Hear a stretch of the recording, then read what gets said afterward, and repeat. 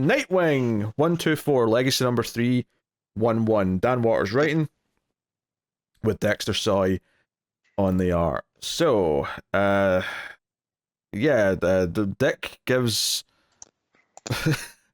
There's a lot of a lot of blood from Dick. There's a lot of blood flowing through Love Dick. Dick blood. I'm like, how do I say this to make it sound as horrible as possible? Any way you want. Yeah. Yeah, again. Yeah, so yeah, basically the Fly Boys, there's a few of them that have been like experimented on and mutated that could be saved with blood transfusions, but the teddy bears are like, nah, like we're not like, like one of them spat in my face and like took my nose, and we see this guy who's missing his nose under the mask, and it's like, oh, that's pretty good, grisly. That was rough. Yeah. So Dick's like, okay, I'm a universal donor, I guess I'm doing all of it.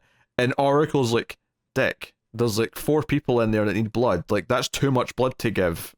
And he's like, well, it's the only way. Like, I gotta do it. Don't tell me what I can do. Oh, man. Dick. Yeah. So, yeah, sure enough, he does this. And this is where we get this Zanny thing coming back in, which was introduced in that flashback story back like 2 or 3 issues ago. And I remember thinking at the time when we got that one page of him looking down at everything, it was kind of creepy and kind of like an unexpected little element they threw into that.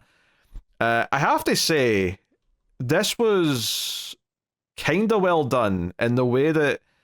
So Dick, like, basically passes out because he's giving blood, seemingly. Right? We don't even get to see that. It's just there's this abrupt like, page turn where there's this full page of this Zanny character. And he's sort of looking down, almost as if looking at the audience. And it does kind of feel like he's breaking the fourth wall a little bit. It feels like he's talking to us. And as it started, I thought, this is weird. What's happening? Did I miss a page? And then as it went on, I realized, oh no, he's talking to us. Like, this is contextually starting to make a little bit more sense. And he's like basically explaining to us that Dick has given so much blood that he's kind of in this near-death state.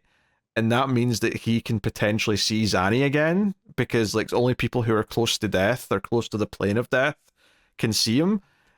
So he like goes into Dick's mind and has a chat with him and starts talking to him. And then even once Dick wakes up and he ends up trying to go to help with a crisis, even though he shouldn't because he's missing half of his blood, so he clearly is in no shape. A regular crisis, not a DC crisis. Yes, it's a regular, a situation. There's a situation that requires his attention.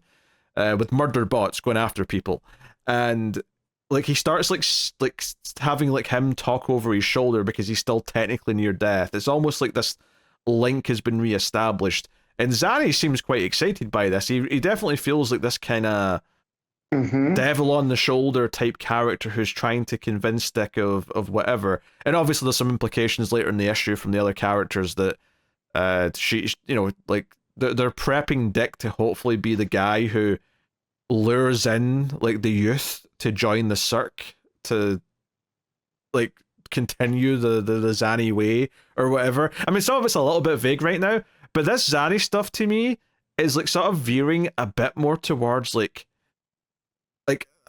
almost like a Freddy Krueger type, like ethereal, like supernatural villain who's got like these plans, which is definitely really interesting to me in a direction. And the same way that when they went into the lab last issue and it's like, oh, we were doing like mad science experiments on this gang, and that's why we've got these flyboys.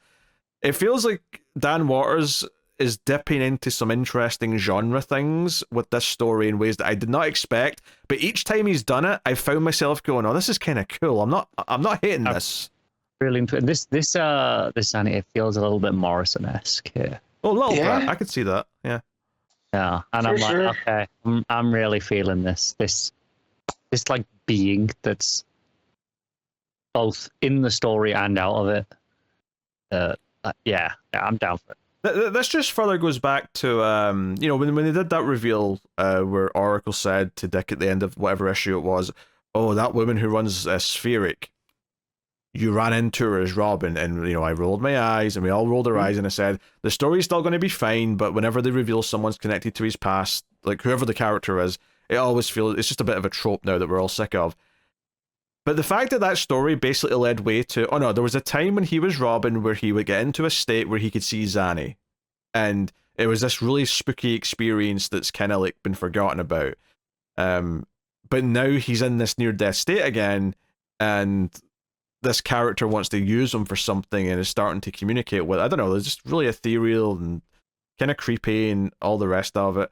And unfortunately, Melinda's given the spheric lady the power to launch all these murder bots, even though they're supposed to be non-lethal. They're supposed to be non-lethal, but no one's trusting that that's the case.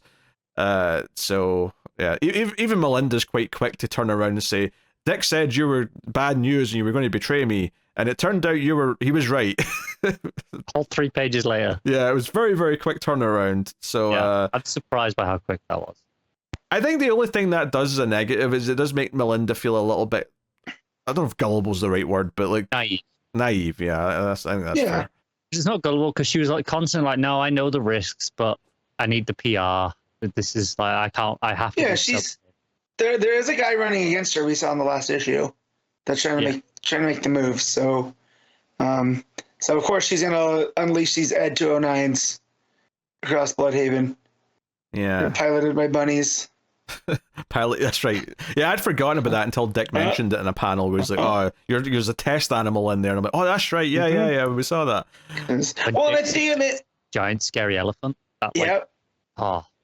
Like this evil circus, and then to explain that, because that you sort of jump to that without context. So yeah, Dick keeps seeing visions of things to go along with Zanny, because Zanny's like on the back of the motorbike with them, like talking in his ear. And basically just like, enjoying like, that everything's fun and games, the world is like chaos. And there's this great panel where like half of the street is like the Cirque version of the city, where there's like big tops and like the ground's all kind of broken up, and it's just very, I know, it's a really cool panel, and kind of just sticks in your brain. But when he's fighting the big mech and he shows up to try and protect the teddy bears, Dick hallucinates and sees a giant circus elephant, although a very mean-looking circus elephant. It looks really sinister. Yeah, the red eyes really goes along. The red eyes, but I think it's quite pale, but not like it's not like an albino elephant. It's like just like pale gray. Yeah. It's got like a symbol on its forehead. Yeah. So as this is playing out, Melinda, of course, is like started to turn on the spheric lady. And she starts saying, "Oh, when I was a youth, I was a lonely little girl, and I ran off and joined the Cirque, and blah blah blah." And she's basically explaining that this is all about like someone needs to lead all the children to Nightwing, and she starts like taking off her face, and we don't get to see really, like they sort of hide it from us, but I'm like, because she pulls off her face. That already is like a visual in itself. Well, I mean, she is holding it when she's talking to Melinda. Yeah, we see her from behind, and she's holding her face in her hand. Yeah. And I'm like, do you know what this is making me think of? And Connor will get this. There's a moment in Twin Peaks season 3 where someone just pulls their face off randomly. Yeah. And I'm like, oh, I'm getting Lynch vibes from this moment. Yeah. Yeah. This is sort of creepy. So Zani says that she's the Columbina, which is another version of one of these like clown or jesters from the Italian circus. Oh, the spirit lady says that. Yeah. Well, she says that, but Zani says that to Dick. She goes, "Oh, Olivia, our wonderful Columbina." That's right. Right. And then so she's talking about a family and that they need a ringmaster, right, to lead the youth. And it's almost like, what is going on with this dark circus? Yeah, well, are they trying to kidnap kids? Like, what are we doing? Well, that's the thing. So they're sort of like talking about Dick potentially being this like chosen one who's going to be able to lead the youth to the Cirque. So the idea that there's like a sort of like evil, like supernatural circus that's going to be a factor here is a really interesting villain for Dick to deal with. So that's cool. But earlier on in the issue, when they were debating about helping the Flyboys and the Teddies were saying, no, they've tried to kill us, blah, blah, blah. There's the younger kid who said, this is stupid. Why are we all still fighting? Dick's done, or doesn't know he's Dick. And Nightwing has done everything he can to try and like help us all, but we're still obsessed with fighting.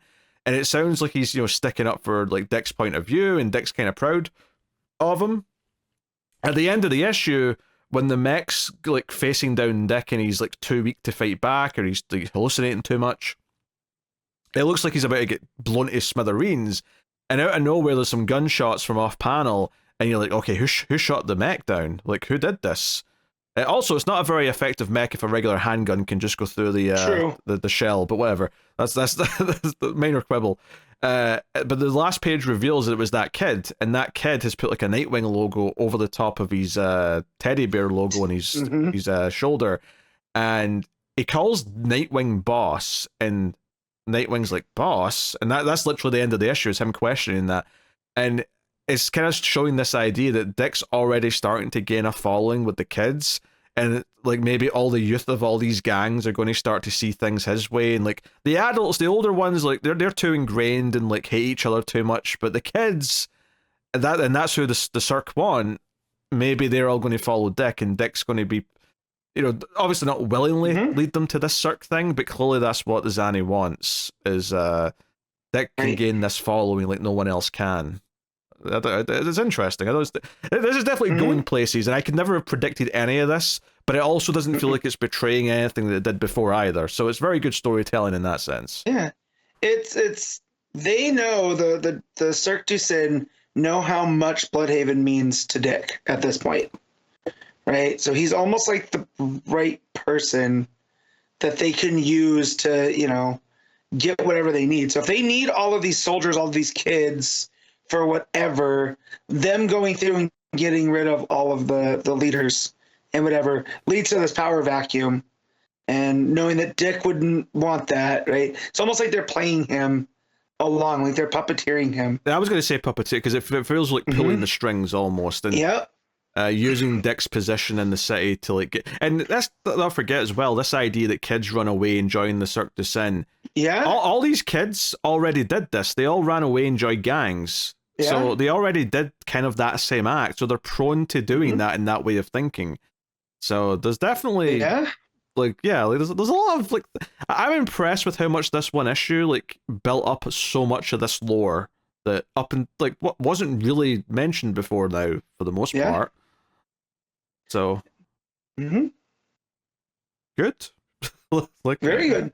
Yeah. So it's like every issue adds something new and interesting to it, while being unpredictable, but not in a way that just feels like it's out of nowhere. Like it's unguessable, but it feels like a natural fit once it's there.